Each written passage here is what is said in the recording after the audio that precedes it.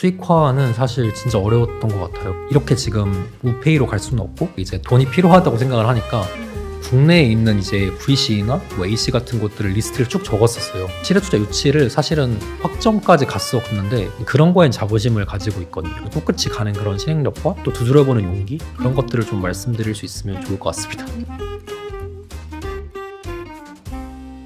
네, 저는 현재는 이제 타임트리 한국지사에서 근무하고 있는 정하진이라고 하고요.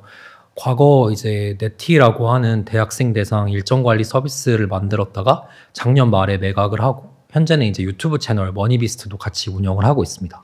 본격적인 창업을 이제 네티라는 서비스를 만드셨잖아요. 네. 그 네티는 또 어떻게 시작하게 된 건지도 궁금합니다. 저는 이제 원래 크게 창업의 뜻이 있지는 않았었고요. 대학생 때는 진짜 공부 열심히 하는 모범생이었던 것 같아요. 그래서 뭐 수익성이라든지 시장성을 크게 고려하지 않고 정말 쓰는 유저들을 만들어 보자라는 생각에 이제 아이템을 찾게 되었는데, 그때 제가 이제 대학생 동아리 회장도 하고 막 이랬던 경험이 있어서 동아리를 관리할 때 뭐 다양하게 엑셀도 쓰고 노션도 쓰고 메신저도 쓰고 이런 걸 보면서 아, 이런 걸 통합하면 어떨까 하는 마음의 대학생 일정관리 서비스 네티를 만들게 되었던 것 같아요. 그리고 또 제가 듣기로는 그 네티라는 서비스를 런칭하기 전에 이미 굉장히 많은 예비 유저분들을 모셨다고 네. 들었어요. 그렇게 모으는 과정은 좀 어떠셨나요? 이거 처음에 이제 어플을 만들면 아무도 안 쓸 것 같은 거예요. 그래서 동아리들이 어떻게 쓰게 하면 좋을까 생각을 하다가 이게 살짝 문어발식이긴 한데, 동아리 회장을 제가 영업을 하면 부원들 입장에서도 사실 가입을 안 할 이유가 없잖아요. 그래서 아, 회장들을 먼저 설득해야겠다고 생각을 해서 이제 그 친구가 열심히 어플을 만들고 있는 동안 저는 이제 그 어플이 이렇게 나오겠다 하는 소개장표를 만들었어요. 그리고 그걸 가지고 이제 제가 연대였으니까 신촌 근처에 카페에서 이제 거의 하루에 10시간씩 동아리 회장들을 1시간 단위로 만났던 것 같아요. 아, 이런 어플 나올 거고 기한까지 나올 건데 그때 이제 이러이러한 기능들 뭐 요청하면 만들어 주겠다. 근데 꼭 이 어플 써달라. 그래서 막 이제 그 당시에 웃기기도 하지만 계약서도 쓰고 이렇게 해서 이제 확보했던 동아리들이 한 100곳 정도 있었던 것 같아요. 그래서 그 동아리들이 이제 그 어플이 출시했을 때 다 들어오면서 초기에 한 15,000명, 20,000명까지는 금방 갔던 것 같습니다. 굉장히 그 설득과 뭔가 실행에 지난한 과정들이 있었던 것 같은데 네. 그 2만 명이라는 유저를 사실 런칭 전부터 모으는 건 쉽지 않잖아요. 아, 그쵸. 네. 네. 그리고 또 하루에 10시간씩 그렇게 사람을 만나고 다닌다라는 것도 굉장히 좀 네. 힘들었을 것 같은데 좀 그렇게 할 수 있었던 또 원동력은 어디에서 왔을까요?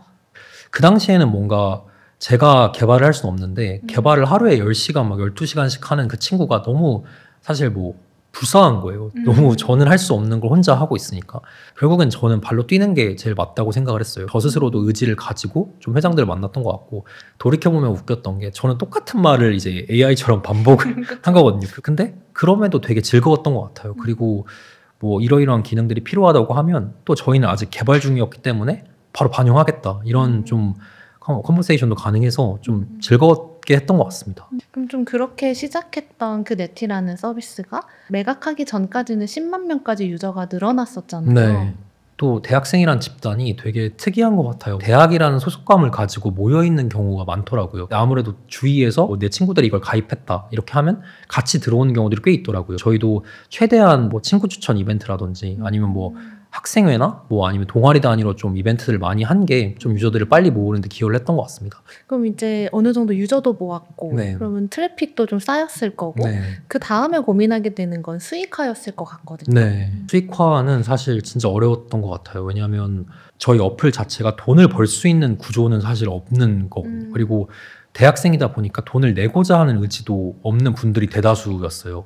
그러다 보니까 저는 좀 어떻게 돈을 벌 수 있을까 하다가 제일 1차원적으로 생각했던 거는 병원 같은 데는 돈이 진짜 많지 않을까 생각을 했던 것 같아요. 그래서 강남이나 청담 쪽에 이제 병원들을 컨택을 해서 직접 가서 이렇게 원장님께 뭐 이렇게 설명도 드리고 이렇게 해가지고 한 4천만 원 정도를 한 한두 달 만에 모았던 것 같아요. 근데 돌이켜 보면은 그게 사실은 진짜 광고를 하려고 했다기보다는 너무 이 학생이 와서 너무 이제 좀 앳돼 보이시고 동문이기도 하고 막 이러면서 후원금 느낌으로 주신 분들도 되게 많았어요. 근데 그 비용이 저희한테는 서버비나 아니면 이런 것들에게 너무 큰 역할이었거든요. 인건비는 차초하고 뭐 마케팅비나 서버비를 유지하는 것도 어려웠던 시점이어서 그걸로 좀 수익을 했던 것 같고, 별개로 조금 사이드로 대학생들이 많다 보니까 뭐 소개팅 같은 것도 잠깐 넣기도 했었어요. 근데 그건 반응은 좀 좋았는데 또 하면서도 괴리감이 좀 들더라고요. 뭔가 처음에 창업을 시작했을 때 좀 목적이랑 너무 다르게 좀 흘러가고 좀 그러다 보니까 자연스럽게 이제 그냥 광고 쪽으로 수익화를 하려고 했던 것 같아요. 그렇죠. 뭔가 처음 이 서비스를 기획했을 때부터 비즈니스 모델을 구상을 해놨던 게 아니다 보니까 네. 이후에 수익화를 넣으려고 하면 사실 떠오르는 게 광고가 가장 먼저 맞아요. 떠오르긴 네. 하잖아요. 그럼 수익화에 성공하지 못했다면 좀 재정적으로나 좀 그런 힘든 시기는 없었나요? 일단 가장 힘들었던 거는 저희가 창업을 시작했던 게 23, 22 이때쯤이었기 때문에 그때는 사실은 뭐 돈이 필요할 나이는 아니었고 이런 시점이었는데 조금 길어지다 보니까 뭐 취업을 하는 친구들도 생기고 그리고 돈을 받지 않고서 하다 보니까 아 이게 정말 지속 가능하지 않구나 이런 생각들을 많이 하게 되면서 저도 이제 사실 지쳐가고 있었을 즈음에 제 친구는 이제 훨씬 더 많이 지쳤던 상황이었던 거죠. 그래서 그때 어떻게 돈을 구해야 할까? 그러니까 조금씩 월에 뭐 3, 40만 원이라도 가져가고 싶은데 그게 불가능했어가지고 좀 그게 되게 어려웠던 것 같아요. 그 부분에서 동기부여를 계속 하기도 쉽지 않았던 것 같고 그쯤에 정말 투자를 받아야겠다 이런 생각을 많이 했던 것 같습니다. 그럼 시드 투자를 좀 시도를 하셨던 건가요? 네, 맞습니다. 시드 투자를 시도를 했고요. 아직도 기억에 나는 게 이제 돈이 필요하다고 생각을 하니까 국내에 있는 이제 VC나 뭐 AC 같은 곳들을 리스트를 쭉 적었었어요. 이제 한 20곳 정도 이제 제가 연락할 수 있는 곳들을 적어서 그 중에서 이제 떨어질 때마다 하나씩 이렇게 지우는 방식으로 했는데 마지막에 2곳 정도 좀 컨펌을 받았던 것 같습니다.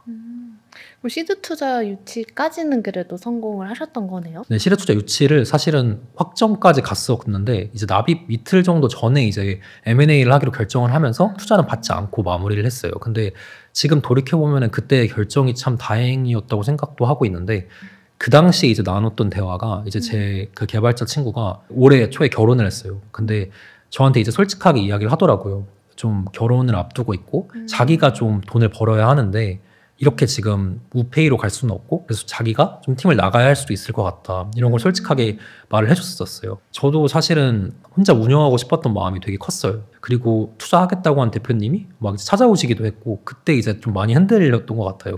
근데 제가 판단을 할 수 있었던 이유는 정말 들으셔서 느끼시겠지만 너무 이렇게 우당탕탕 하다 보니까 제가 너무 부족한 게 많이 생각이 나더라고요. 근데 제가 뭔가 투자를 한다는 거는 누군가 저를 믿고 돈을 넣어준 건데 제가 그분들을 정말 이렇게 만족시킬 수 있는 좀 그만한 역량이 있지는 않다고 솔직하게 평가를 했던 것 같아요. 그래서 이미 좀 그런 역량이 있는 큰 기업에 들어가서 좀 배우고 나와서 해도 아직은 좀 젊지 않을까 하는 스스로의 좀 생각을 했던 것 같습니다. 그렇게 해서 이 네티 서비스를 엑시트하고 지금은 어떤 걸 하고 계신 건가요? 일단은 네티를 인수하는 회사가 타임트리라고 하는 이제 공유 캘린더를 운영하는 회사인데요. 사실 한국에서는 그 유저 수에 비해서는 많이 알려져 있지는 않은 것 같아요. 한국에서는 한 300만 유저 정도 쓰고 있고 전 세계로는 한 6,500만 유저 정도 쓰고 있는데 특이한 점은 활성자 수가 되게 높아요. 그래서 한 달에 한 2, 3천만 정도 쓰고 있는 어플인데 되게 단순한 기능이거든요. 공유하는 캘린더 그러니까 뭐 연인이나 가족끼리 일정 같은 거 서로 벽걸이 달력처럼 볼 수 있는 구조인데 저는 이제 아무래도 트래픽 기반으로 플랫폼을 운영하는 그 회사에 들어가 있어서 대표님이랑 소통하면서 뭐 전략적으로도 기획을 하고 이제 현재 좀 프리-IPO 하고 있고 내년 말쯤에 상장을 하려고 하고 있어서 그쪽 관련해서 좀 자본시장을 배우는 겸 좀 전략도 같이 세우고 있는 상황입니다. 그럼 그 타임트리에서 일을 하시면서 좀 유튜브 채널도 같이 운영을 하고 계신 거잖아요. 네, 맞습니다. 유튜브 채널은 좀 어떻게 시작을 하게 되신 건가요? 저희 성격상 고민을 많이 하는 스타일은 아니어서 일단은 해보고 생각하자고 했던 것 같아요. 사실 시도하고자 하는 거에 제일 큰 건 뭔가 저만의 언어를 만들고 싶다는 생각을 많이 했던 것 같아요. 제가 개발하는 친구를 옆에 두면서 정말 많이 느꼈던 게 그 친구는 저보다 뭔가 언어가 하나 더 있는 느낌이더라고요. 근데 그게 유튜브를 하면 팬들이 생기고 저를 이렇게 응원해 줄 수 있는 분들이 나중에는 창업을 하더라도 도움이 될 수 있는 하나의 언어이지 않을까 생각을 하면서 좀 그 2가지로 좀 시작을 했던 것 같습니다. 그럼 유튜브는 지금 하신 지는 얼마나 되셨어요? 제대로 한 거는 작년 말, 뭐 올해 초부터 했으니까 한 6개월 정도 된 것 같아요. 얼마 안 되셨네요, 생각보다. 네, 진짜 얼마 안 됐습니다. 그럼 그런 많은 구독자를 되게 빠른 시기에 모은 것 같은데 네. 어떤 비결이 있으신가요? 저는 일단은 확고한 가치관을 가지고 들어갔던 것 같아요. 유튜브는 좀 재밌어야 한다, 좀 가볍게 볼 수 있어야 한다는 생각이 좀 가지고 있었고 사실은 대중들이 궁금해하는 건 어쩌면 좀 대표님들의 사업 철학도 궁금하지만 뭐 어떤 차를 타시는지 아니면 뭐 최근에 어떤 뭐 고민을 하시는지 이런 궁금증일 수도 있겠다라는 생각을 많이 했던 것 같아요. 왜냐하면 저는 창업하면서 되게 대표님들도 다 사람일 텐데 너무 멋있는 모습보다는 인간적인 모습을 보여주면 어떨까 해서 네, 그런 쪽으로 조금 컨셉을 잡았던 것 같은데 그게 조금 워킹을 하고 있는 것 같아요. 맞아요. 그 출연하셨던 팀 중에 저희랑 겹치는 팀들도 몇 군데 있잖아요. 네. 김캐디나 네. 딜라이트룸 네. 같은 경우 저희 고객사이시기도 한데 또 거기 채널에도 나오셨더라고요. 네. 근데 또 이제 확실히 좀 다른 이야기를 하는 걸 네. 보고 저도 굉장히 또 흥미롭게 감사합니다. 채널을 보고 있습니다. 감사합니다. 그러니까 유튜브 채널에서 이렇게 좀 많은 대표님들 만나면서 좀 가장 기억에 남았던 사례도 있으실까요? 저는 뭔가 생각보다 되게 기업이 커지면 커질수록 정말 채용이 중요하다는 걸 많이 느끼는 것 같아요. 왜냐하면 인터뷰를 하기 전후에도 되게 말씀들을 많이 해주시거든요. 조직이 빠르게 크고 또 빠르게 줄기도 하잖아요. 근데 그 과정에서는 결국 사람이 문제이고 사람이 기회인 경우가 많더라고요. 그래서 어떤 기준을 가지고 어떤 문화로 사람을 채용하는지가 중요하다고 많이 느꼈던 것 같아요. 제일 인상 깊었던 대표님은 글램 안재원 대표님이었던 것 같은데 정말 사람이 이렇게 그 분야에 되게 몰두하고 있구나 라는 걸 되게 많이 느꼈던 것 같아요. 왜냐하면 그 분야에 정말 진심이시고 정말 어떤 돈을 버시고자 하는 것보다 어떤 가치관을 가지고 사업을 미굴고 계신 것 같아서 되게 저는 멋있게 느꼈던 것 같습니다. 맞아요. 그렇게 좀 다양한 대표님들 만나다 보면 정말 많은 인사이트를 얻게 되잖아요. 네. 많은 배움도 얻게 되고. 그래서 하진님도 지금 뭐 창업, 뭐 엑시 유튜브 채널 또 타임트리에서의 그런 전략적인 파트너로서 굉장히 여러 역할들과 커리어를 경험을 하셨는데 그럼 그런 전체 경험을 좀 돌이켜 봤을 때 나에게 가장 좀 남아있는 인사이트는 어떤 게 있을까요? 실행력이 중요하다는 건 사실 모두가 이야기하지만 그럼에도 실제로 실행하는 사람들은 진짜 적구나. 막상 한다고 해놓고 진짜 하는 경우는 드문 것 같았고요. 그래서 저는 너무 신기한 게 사실 생각보다 연락을 하면 이렇게 받아주시는 경우들이 되게 많더라고요. 다른 제가 출연했던 채널들이나 아니면 뭐 다양한 대표님들도 되게 제가 어떻게 만났는지를 여쭤보는 분들이 되게 많으세요. 근데 저는 생각보다 막 대단한 번호를 갖고 있거나 이런 건 아니고 진짜 콜드메일 보내고 뭐 이랬던 경우들이 많거든요. 근데 생각보다 정말 진심으로 하면 답이 오는 경우가 많거든요. 정말 소상히 쓰고 진심으로 한다면 맞아요. 그게 분명히 회사 내부에서도 올라가는 것 같아요. 그래서 그런 게 뭔가 진심이 담긴 실행력이 좀 중요하지 않나 저 스스로도 많이 생각하고 있습니다. 그러면 또 지금까지의 창업 경험이나 뭔가 커리어 경험에서 얻었던 인사이트를 바탕으로 좀 새롭게 시도해보고 싶은 게 있으시다면 또 어떤 게 있을까요? 되게 저는 원래부터 플랫폼을 너무 좋아했던 사람이었는데 다음 사업이나 뭘 준비를 한다면 현금 흐름이 도는 걸 해야겠다는 생각을 되게 많이 하고 있어요. 왜냐하면 사업을 하다 보니까 이 돈이라는 게 나중에 많이 벌겠다. 그러니까 지금 이거를 견디겠다라는 것보다는 지금도 벌면서 가고 있고 나중에는 더 크게 벌 수 있다는 게 훨씬 더 설득력이 있는 걸 넘어서 스스로 안도감이 드는 것 같아요. 근데 그게 또 찾아보니까 뭐 비단 커머스나 이런 걸로 귀결되지는 않는 것 같고 뭐 작게는 뭐 에어비앤비여도 좋고 다양한 사업들의 기회가 있는 것 같아요. 그래서 그런 것들을 좀 다니면서 많이 배워보고 그 다음에 좀 창업을 시작하려고 하고 있습니다. 요즘에 또 창업을 준비하시는 뭐 대학생분들도 많을 것 같고 아니면은 퇴사하고 내 거를 하겠어라고 마음을 먹는 직장인분들도 많을 것 같거든요. 네.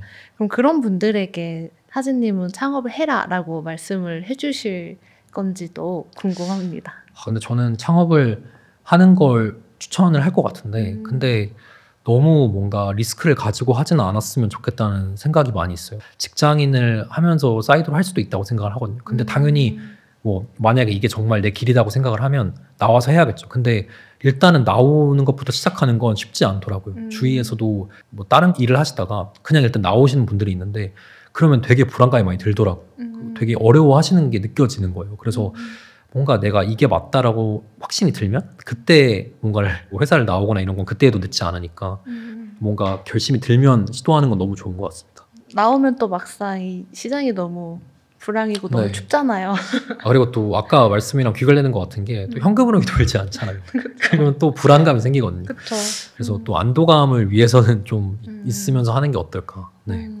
그러면은 혹시 그 창업 이후에 또 하진님이 좀 고민하고 계신 것도 있으신가요? 사실 저는 돈이 정말 많이 생기면 그 돈을 살짝 장학금처럼 주면 진짜 좋을 것 같아요. 근데 그걸 또 막 재단을 만든다 이런 게 아니라 그냥 제가 좋아하는 분이 있으면 그리고 그분이 하는 게 정말 멋있다고 생각하면 그냥 돈을 주는 게 또 너무 멋있는 것 같거든요. 그런 경우들이 가끔 이 스타트업 생태계에서 가끔 일어나더라고요. 투자라는 게 사실은 뭐 피가 섞이는 거잖아요. 근데 그게 어떻게 보면 그럼 저도 적당한 권리를 가지고 상대방한테 이렇게 일을 해라 이렇게 할 수 있는 상황이 되는 건데 그런 걸로 엮이는 것보다는 돈을 뭔가 정말 필요한 사람이 있다면 그 돈을 주면서 그 꿈을 응원하는 게 진짜 행복할 것 같아요. 근데 당연히 그걸 막 대단한 회장님들처럼 할 수는 없고 소소하게 제가 좋아하는 사람들한테만 뭐 한 4-5명이라도 할 수 있으면 진짜 기쁠 것 같습니다. 너무 멋있습니다. 네. 정말 꼭 그렇게 될 수 있기를 이제 응원하겠습니다. 열심히 그러려면 더 해야 될 것 같습니다. 그러니까 그러려면 또 다음 창업도 성공적으로 이루셔야 되고 또 어쨌든 많은 그런 금전적인 것들을 많이 이루어내셔야겠네요. 갈 길이 머네요. 좋습니다. 오늘 이렇게 영일클럽 함께 해주신 소감 혹은 이 영상을 보고 계신 분들에게 뭐 전하고 싶은 메시지가 있다면 한 말씀 해주시면 좋을 것 같습니다. 제가 드릴 수 있는 말씀이 크게 막 뭔가 제가 이룬 게 많이 없다 보니까 뭔가 엄청 임팩트 있는 무언가를 말씀드리지 못할 것 같아요. 근데 그럼에도 저는 그런 거엔 자부심을 가지고 있거든요. 그래도 꿋꿋이 실행력이라고 해야 할까요? 뭔가 그걸로 열심히 해온 거에 대해서 그리고 계속 앞서도 말씀드렸던 것 같지만 생각보다 두드리면 답을 해주시는 분들이 많거든요. 왜냐하면 저도 조금만 걸 이루고 남을 돕고 싶은 마음이 진짜 나중에 많이 생기는 것처럼 이미 많은 걸 이루신 분들은 그게 더 크신 것 같더라고요. 그래서 뭔가 두드리면 뭔가 그분들이 답을 해주시고 연이 닿을 수 있다는 생각들이 많이 들어서 꿋꿋이 가는 그런 실행력과 또 두드려보는 용기 그런 것들을 좀 말씀드릴 수 있으면 좋을 것 같습니다. 오늘 이렇게 하즈님이 나눠주신 경험이 좀 새로운 시도를 고민하고 계시거나 창업을 고민하고 계신 분들에게 나도 할 수 있겠다라고 하는 그런 용기를 좀 심어줄 수 있을 것 같다는 생각이 듭니다. 한 분이라도 뭐 소정이라도 있으면 너무 기쁠 것 같습니다. 좋습니다. 네, 오늘 이렇게 영일클럽 함께 해주셔서 너무 감사드리고요. 제가 감사합니다. 오늘 하즈님의 영일클럽 입단을 진심으로 축하드립니다. 감사합니다. 영일클럽 입단을 축하하는 의미에서 저희가 작은 선물을 준비했습니다. 오늘까지. 감사합니다. 유니폼 너무 예뻐가지고 또 축구 좋아해서 축구할 때 입도록 하겠습니다. 너무 다행이네요. 네. 입단한 소감은 너무 기쁘고요. 사실 제가 여기 입단할 수 있는지는 모르겠지만 또 입단하면 또 멤버이기 때문에 또 멤버에 누를 끼치지 않도록 좋은 분들 계속 들어오실 수 있도록 열심히 또 살아가도록 하겠습니다. 네, 좋습니다.